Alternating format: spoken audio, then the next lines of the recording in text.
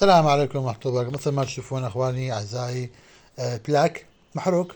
مثل ما تشوفون بلاك محروق. شوفوا هذا اليسون التقليد مالته محروق، بس هذا يشتغل. تشوفون الجو كلش حلو، الامطار رعدية همين، اجواء شتوية كلش حلو اخواني. تابعوا الفيديو الاخير حتى نقدر اشوفكم اياه الطريقة التبديل بلاك. نجي نشرح اعزائي. اول شي تفحص قطعة شوف فيها عاطل يا مو عاطل. هنا أنا هاي بلاك، هذا الفحص. شوفوا بكهرباء شوفوا شلون اشتغل الاحمر بكهرباء. هنا أنا ما جاي يوصل. اذا هنا الدخول اعزائي، هنا الدخول شوفوا كهرباء يشتغل، هنا الدخول وهنا الخروج. هنا واحد واثنين،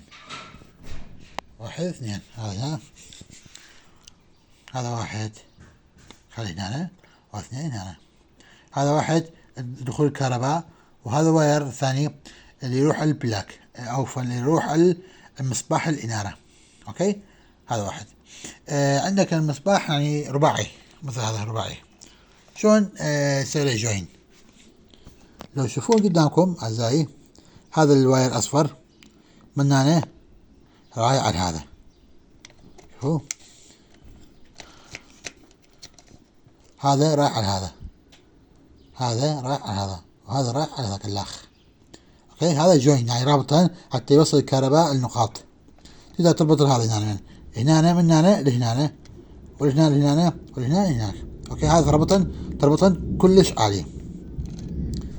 الوايرات مال الانارة سحب وايرات. هذا واحد، الثاني اولا هذا الثاني. اوكي هذا واحد، هذا مال الكهرباء هنا يروح للمصباح، وهذا الثاني يروح للمصباح، هذا الثالث الماروني يروح للمصباح، وهذا الجو همين يروح للمصباح. اوكي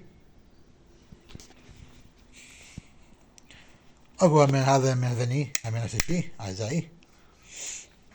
كل سهل.